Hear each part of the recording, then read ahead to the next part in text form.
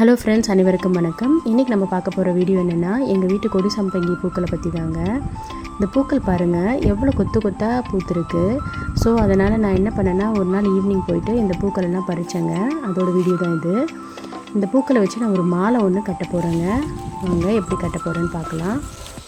இங்கே பாருங்கள் எவ்வளோ பூக்கள் பூத்துருக்குன்னு. ஒவ்வொரு இலைக்கும் அப்படி கொத்து கொத்தாக பூக்கள் தொங்குது பாருங்கள். கீழே வரைக்கும் போயிட்டே இருக்குது பாருங்களேன்.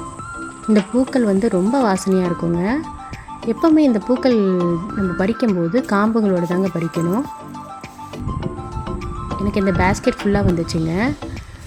பாருங்கள், காம்புகளோட பறிச்சாச்சு பூக்களை. ஒரு உருளைக்கிழங்கில் ஒரு ஊசியை நம்ம வச்சுட்டு அதில் ஒரு 5 பூக்கள் அதோட காம்பில் தாங்க நம்ம இந்த ஊசியிலையை நம்ம கோர்க்கணும். அதுக்கப்புறம் இதை ஒரு பேட்ச் செஞ்சுட்டு அடுத்த செட்டு நம்ம செய்யணுங்க. அடுத்த அதே மாதிரி 5 பூக்கள் அந்த இடுக்கில் வைக்கணுங்க.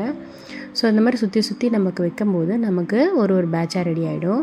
ஸோ நமக்கு எப்போ போதுன்ற போது இப்போ இந்த பூக்களை ரொம்ப பொறுமையாக அடுத்த நூல் எண்டுக்கு கொண்டு வந்து வைக்கணுங்க. ஸோ இந்த மாதிரி வருது பாருங்கள் சுற்றி. எனக்கு இந்த மாலையை கட்ட 3 hours ஆச்சுங்க. அப்புறம் இந்த மாலையில் நடுவில் ஒரு பூக்கள் இருக்கணும்னு சொல்லிட்டு சாமந்திக்கு நடுவில் ஒரு ரோஜா வச்சு கட்டி அதை சென்டரில் கட்டிட்டேங்க. அப்புறம் இந்த எண்டுக்கும் அந்த எண்டுக்கும் ஒரு ரோஸ் வச்சு கட்டியாச்சு. இப்போ மாலை லுக்கு வரும்.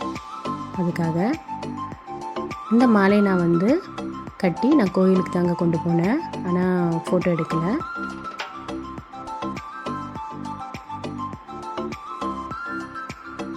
இந்த சென்டரில் கட்டியாச்சுங்க. பாருங்கள் மாலை எவ்வளோ அழகாக வந்திருக்குன்னு.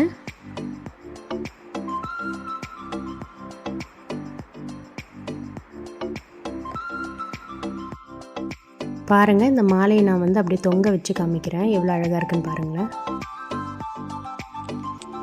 ஹாய் ஃப்ரெண்ட்ஸ், உங்களுக்கு இந்த வீடியோ பிடிச்சிருக்கோம் நம்புகிறேன்.